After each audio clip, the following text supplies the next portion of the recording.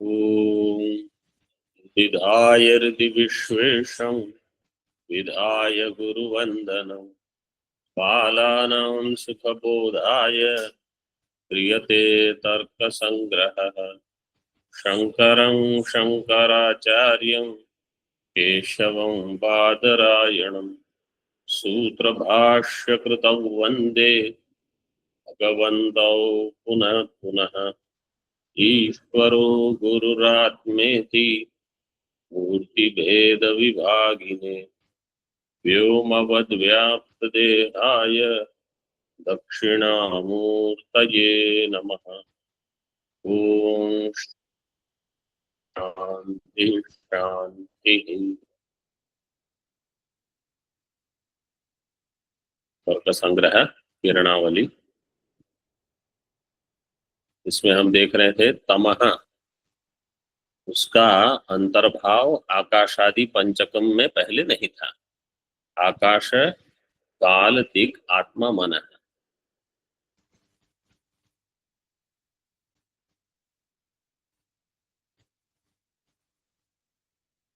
क्यों? इसमें हेतु क्या दिया था, याद है?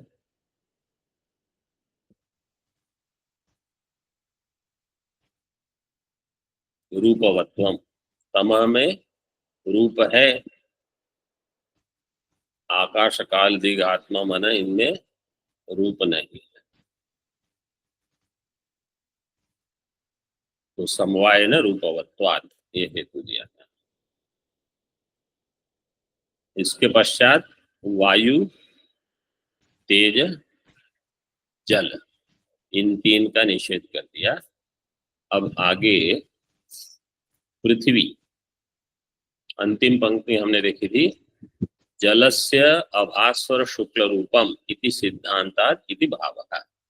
आगे देखो टीका में, नापि पृथिव्याम इति, पृथ्वी में भी इसका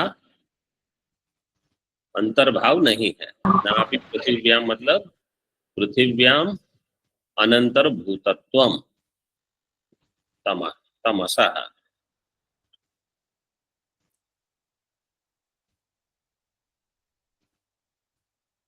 दीपिका में देखो, नापि पृथिव्याम गंधवत्व अभावात् स्पर्श रहितत्वाच्च। पृथ्वी में गंध है और तमह में गंध नहीं है, तो गंधवत्व का अभाव है तमह। और स्पर्श, पृथ्वी में स्पर्श है, तमह में स्पर्श नहीं है, इसलिए पृथ्वी का जो लक्षण है वो वहां नहीं घटता।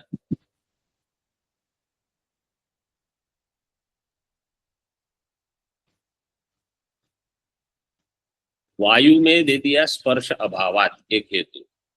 तेज में दे दिया स्पर्श अभावात, जल में शीत स्पर्श अभावात, और पृथ्वी में गंध तो छोड़ो, स्पर्श रहितत्वात्, मतलब स्पर्श अभाव चारों में समान है।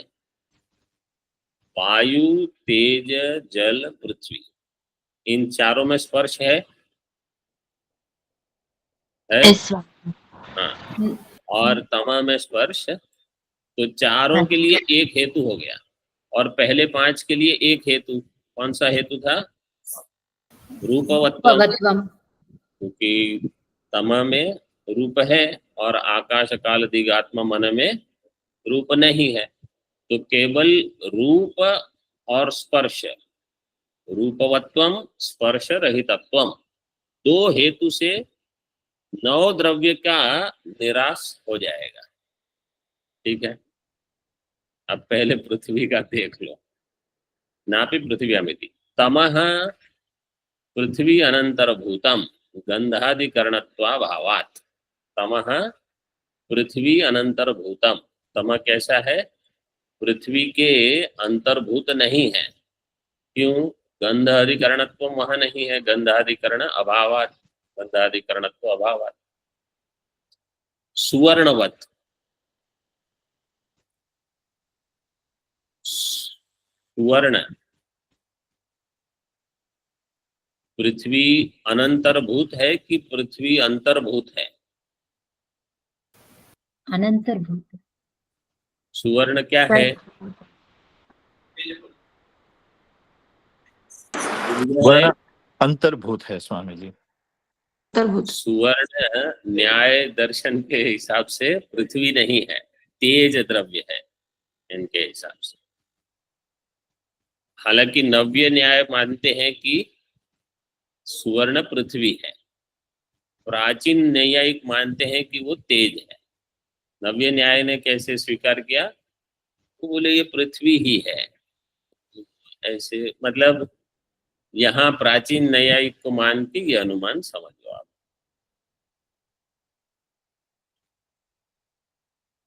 क्यों? क्योंकि पृथ्वी का लक्षण उन्होंने गंध किया है और सुवर्ण में गंध नहीं है, इसलिए वो पृथ्वी नहीं है। ऐसे वैसे तो जैसे अब ये पट है, इसमें गंध मिलेगी, लेकिन इसमें पृथ्वीत्व कैसे भी करके पहले सिद्ध कर देंगे, फिर चूंकि इसमें पृथ्वीत्व है इसलिए इसमें गंध होगी, ऐसे करके वो सिद्ध करेंगे।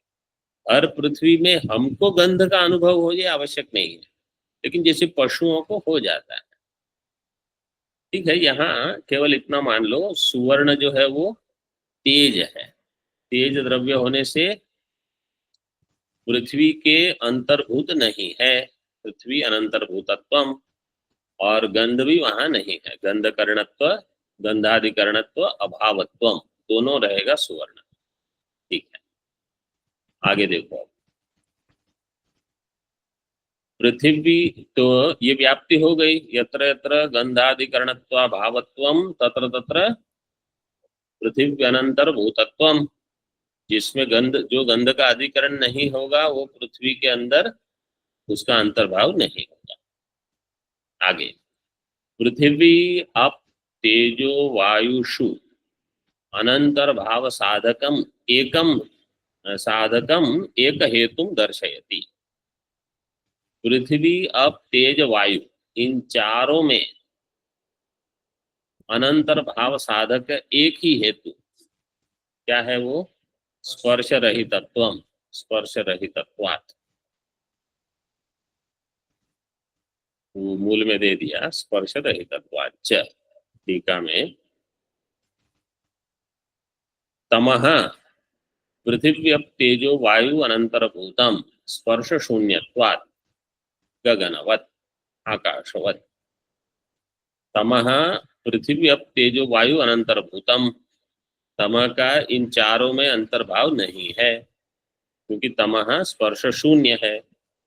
जैसे आकाश, आकाश में स्पर्श शून्यत्व है, आकाश पृथ्वी अप तेज वायु के अंतर्भूत नहीं है, अनंतर्भूत है, तो हो गई व्याप्ति, सब सिद्ध हो गया। इसी प्रकार तमः भी स्पर्श शून्य होने से एक अन्य द्रव्य के रूप में स्वीकार करना पड़ेगा। अब कोई कहता है एक ही अनुमान से चार द्रव्य का निषेध हो जाता, पृथ्वी अप तेज वायु, और एक अनुमान से दूसरे पांच का, इतनी सारी लंबी चौड़ी प्रक्रिया करने की क्या आवश्यकता थी? बेकार में हमारा समय गंवाया। देखो क्या कहते हैं आचार्य, यद्यपि रूपवत्व स्पर्श शून्यत्व रूप हेतुद्वयेन एव तथार्थता भवति।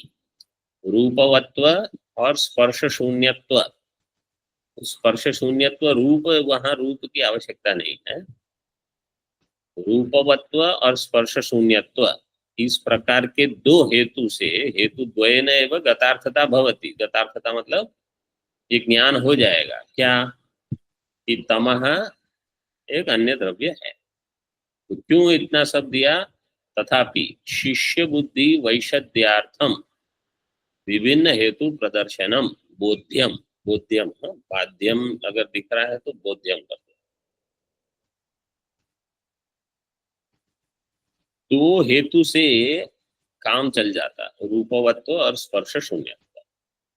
फिर भी शिष्य बुद्धि वैशद्यार्थम, वैशद्य का अर्थ है शुद्धि, चित्त शुद्धि। तो चित्त शुद्धि के अलग अलग अर्थ माने जाते हैं।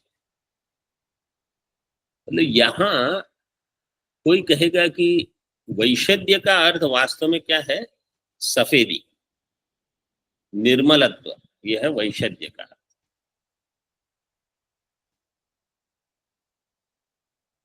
तो कोई कहेगा चित्त शुद्धि के लिए अरे अनुमान से कहाँ चित्त शुद्धि होगी?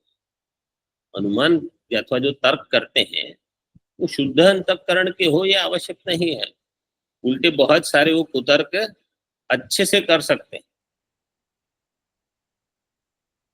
वैशद्य का अर्थ अगर आप ये घटाओगे कि आप में बुद्धि में सूक्ष्मता आएगी, क्योंकि सतर्क रहोगे चिंतन में, वो अर्थ घटा सकते हैं।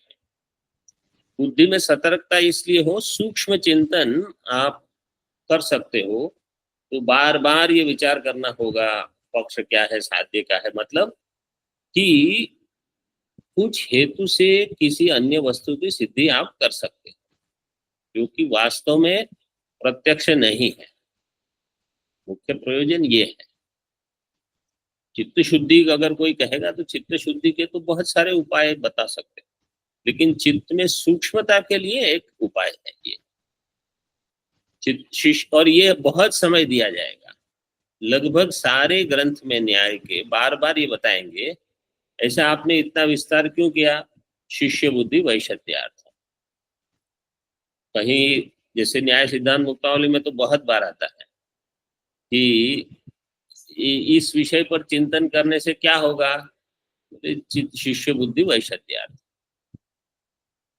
कहाँ कितना रूप है और क्या इसका ये द्रवत्व है कि नहीं इसमें, और स्नेहत्व है कि नहीं, बोले ये सब चिंतन करने की क्या जरूरत है? तो मोक्ष चाहते हैं, तो आपकी बुद्धि थोड़ी सूक्ष्म रहेगी ऐसे।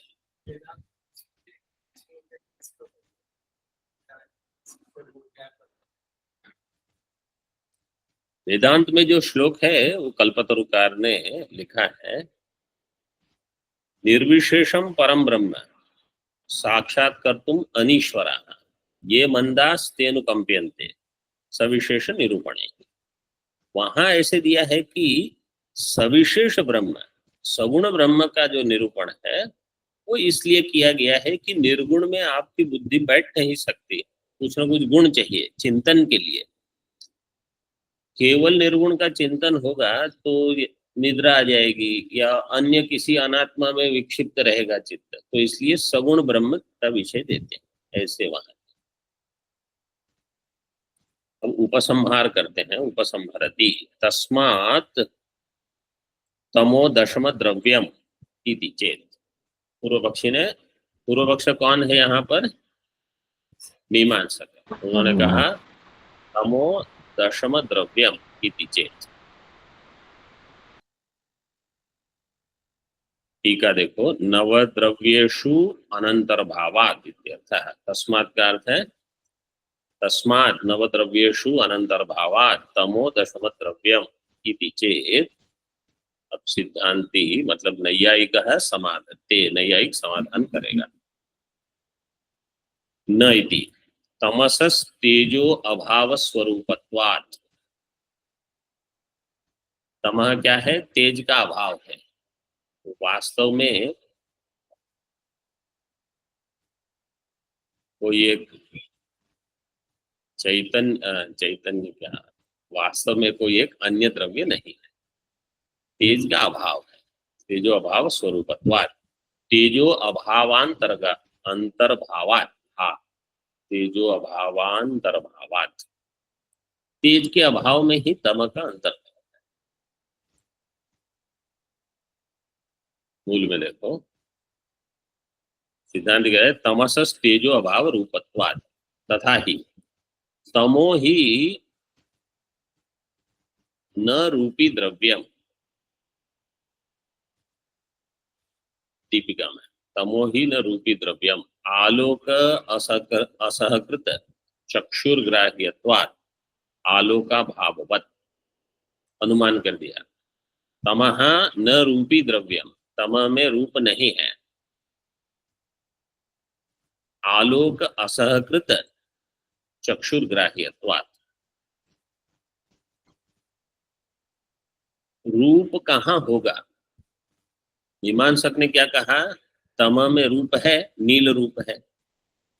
यही क्या कहते हैं कि तम में रूप है, वो रूप की सिद्धि तभी होगी जब आलोक के होने पर आप उसको देखोगे। आलोक सहकृत चक्षुर्ग्राह्यत्वम जहां होगा उसको कहा जाएगा रूप। तो यहाँ आलोक सहकृत चक्षुर्ग्राह्यत्वम नहीं है, आलोक असहकृत। आलोक का अर्थ है प्रकाश। जब प्रकाश आएगा, प्रकाश की उपस्थिति में आप तम को नील रूप वाला देख सकते हो, तम रहेगा ही नहीं। तो वो कहते हैं कि आलोक असहकृत चक्षुर्ग्राह्यत्वात् न रूपी द्रव्य, तमः रूपी द्रव्य नहीं है, आलोका भाववत। ठीक है, ये मतलब ये इन्होंने अपनी परिभाषा बनाई है रूप के लिए कि जो आलोक में न दिखे वो रूप नहीं। अब एक आप सिद्धांत बना लो, फिर उसके हिसाब से सब आप जो जो दर्शन जहां जहां आपको बिठाना है वो बिठा दें। तो पूरा न्याय दर्शन ऐसा है, केवल न्याय नहीं, सभी दर्शन ऐसे हैं। केवल वेदांत दर्शन में क्या है, कोई कहेगा आपका दर्शन भी तो ऐसा ही है, आप क्यों दूसरों को अपशब्द कहते हैं। वेदांत ने कहा हम श्रुति को लेंगे, श्रुति में जो कहा है वो हमारा सिद्धांत होगा। अगर आप हमको कुछ श्रुति बताओ जो हमारी उद्धृत श्रुति से प्रबल हो, तो वो हमारा सिद्धांत हो जाएगा। तो हम श्रुति को प्रमाण मान के चलेंगे।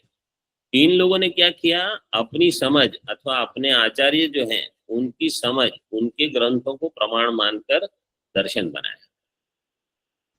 इसलिए इनके जो सूत्र हैं, न्याय के सूत्र, सांख्य के, योग के सूत्र, ये सब इनके आचार्य के लिखे हुए हैं, जिसका श्रुति से संबंध नहीं है।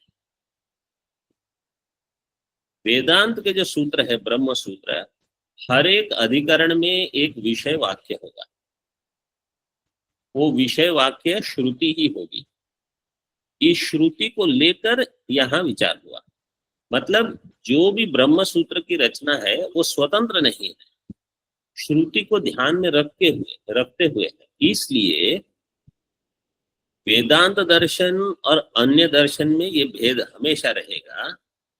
उनका जो प्रमाण है वो उनके पौरुषेय शास्त्र है, हमारा जो प्रमाण है वो अपौरुषेय श्रुति है। अपौरुषेय श्रुति को ध्यान में रखते हुए ब्रह्म सूत्र की रचना हुई। तो इसलिए उनके वहां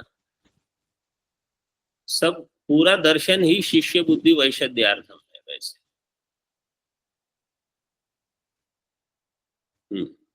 तो अगर उन्होंने स्वीकार किया कि रूप वाला वो होगा जो आलोक में दिखेगा, वो अंधकार रूप वाला नहीं है। क्यों? क्योंकि आलोक में नहीं दिखता है, बस। तो उनकी जो समझ है उसके बाहर जो है वो आप फिर उनसे वहां चर्चा नहीं करो, ऐसा है उनका मत। तो इसलिए प्रौढ़ ग्रंथों में भी कुछ हद तक विचार होगा। फिर आगे वेदांती कहेगा लेकिन श्रुति में ऐसा है, और वो अपना कुछ कहेंगे। उसके बाद आगे फिर तर्क नहीं हो सकता। हम बताएंगे अपनी मत से, लेकिन वो कुछ और निकालेंगे।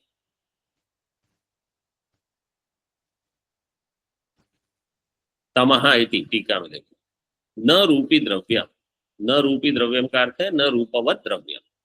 तमह है वो रूप वाला द्रव्य नहीं। क्यों? क्योंकि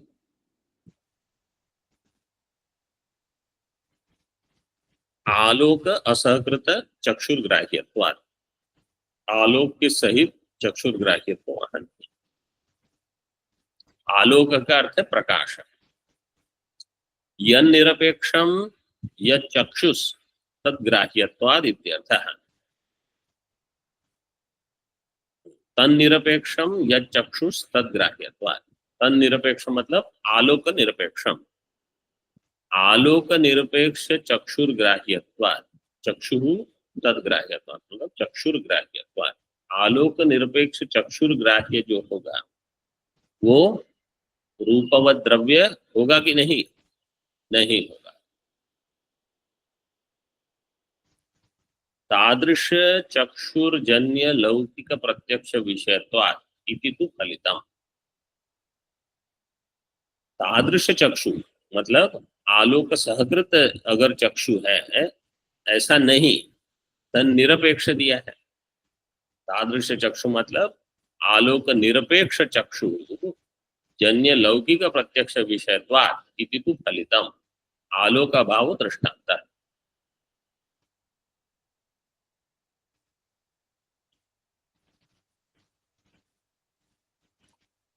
आलोक की अपेक्षा नहीं करके वो चक्षु का अगर विषय बनता है तो उसमें रूप नहीं।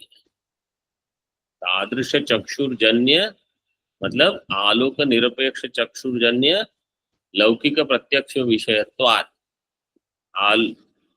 आलोक निरपेक्ष चक्षुर्जन्य लौकिक प्रत्यक्ष विषयत्वम किसमें रहेगा?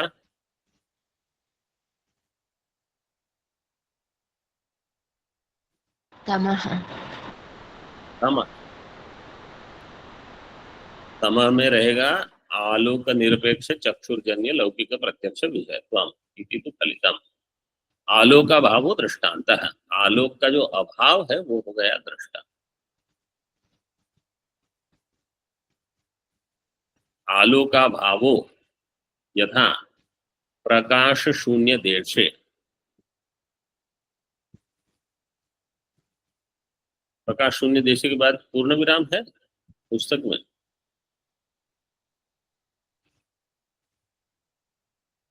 पूर्ण विराम की आवश्यकता नहीं। आलोक अभावो यथा प्रकाश शून्य देशे प्रकाशम विनैव चक्षुषा गृह्यते। आलोक का अभाव जो है वो प्रकाश शून्य देश में प्रकाश के बिना ही चक्षु से ग्रहण हो जाएगा। आलोक का अभाव अतएव स न रूपवत द्रव्यात्मकः। अतएव स से क्या लेना?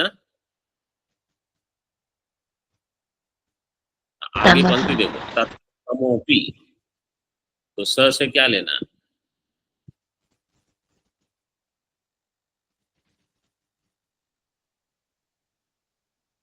आगे पंक्ति में दिए तथा तमोपि प्रकाश रहित देशे प्रकाशम विनैव चक्षुषा गृह्यते।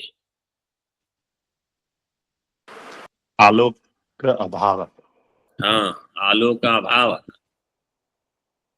देखो, आलोका भावो यथा प्रकाश शून्य देशे प्रकाशम विनैव चक्षुषा गृह्यते। अतः एव स, पहले तो दृष्टांत को घटा रहे हैं। दृष्टांत में बता रहे हैं कि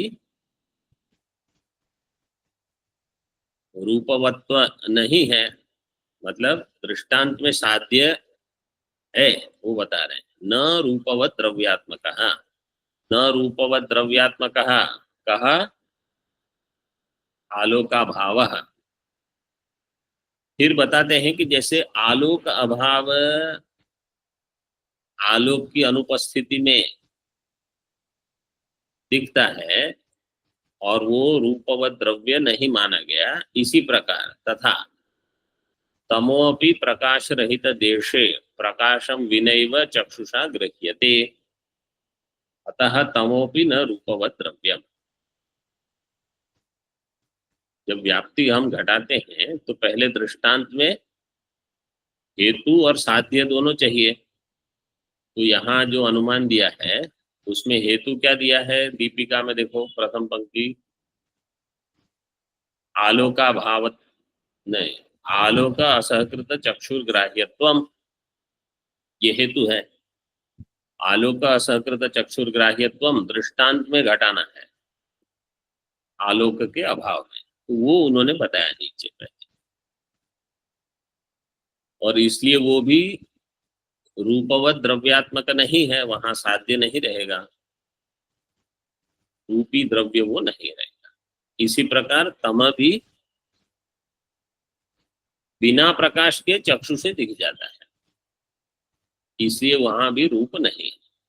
अतः तमोपि न रूपवत् द्रव्यम।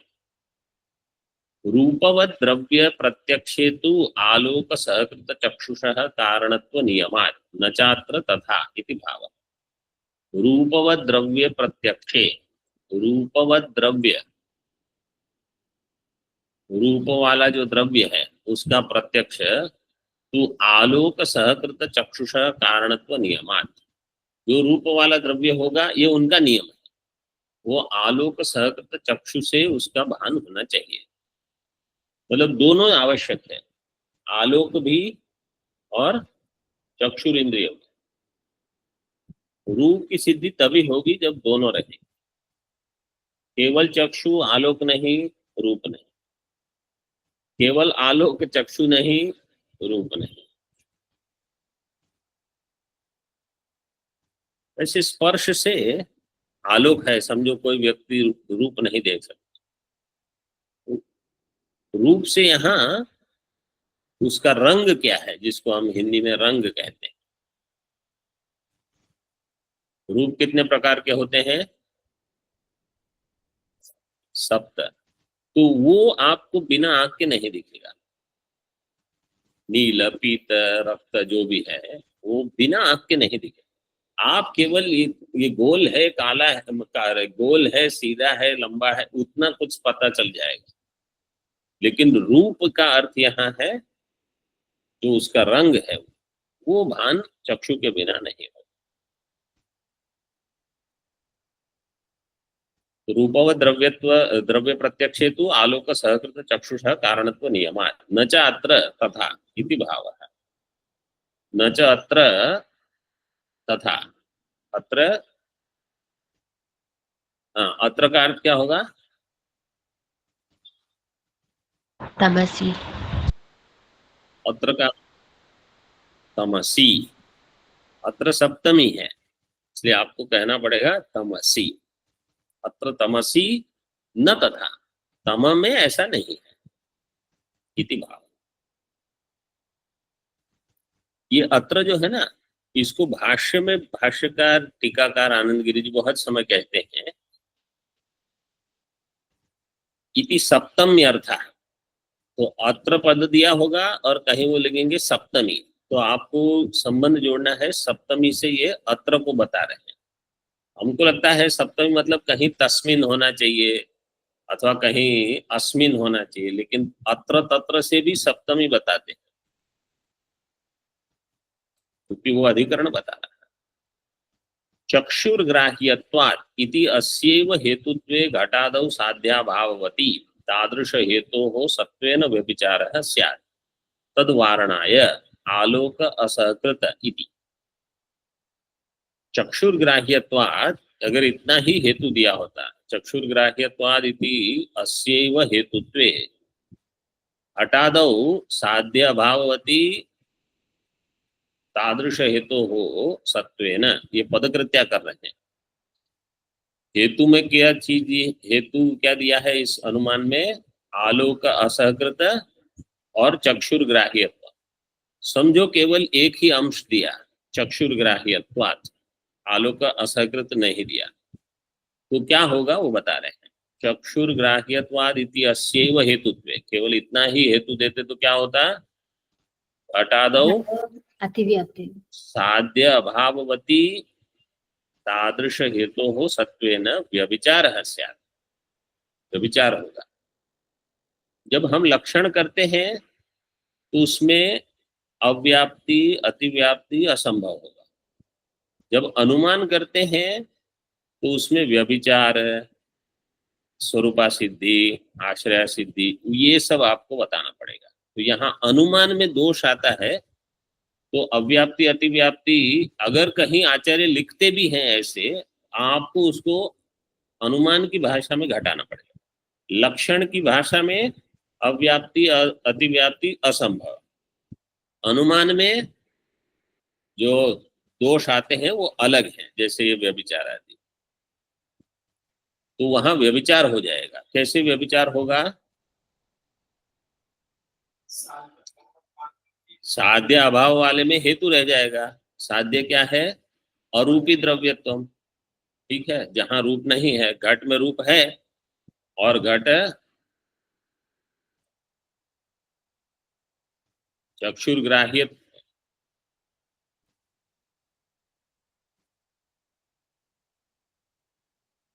न रूपी द्रव्यत्वम साध्य अभावती घटादौ साध्य अभावती तादृश हेतु हो सत्वेन। चक्षुर्ग्राह्यत्व मतलब अगर आपने ये कहा कि वहां रूप नहीं है तो केवल चक्षुर्ग्राह्यत्व दोगे तो व्यभिचार कैसे होगा? हेतु तो रह गया और साध्य का अभाव। साध्य का अभाव मतलब अरूपी द्रव्यत्व नहीं है। साध्य क्या है? न रूपी द्रव्यत्व। उसका अभाव क्या हो जाएगा? रूपी द्रव्यत्व। तो वो रूपी द्रव्य है ऐसे, तो साध्य का अभाव हो गया, इसलिए क्या दे दिया? साध्य वैकल्य दोष। नहीं, इसलिए दिया आलोक असहकृत तद्वारणाय आलोक असहकृत, ये दे दिया ना।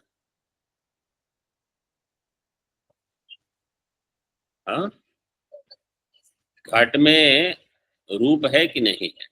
रूप है, तो साध्य अभाव। साध्य क्या है? अरूपी द्रव्यत्व। अरूपी द्रव्यत्व का अभाव है क्योंकि वो रूपी द्रव्य है, इसलिए।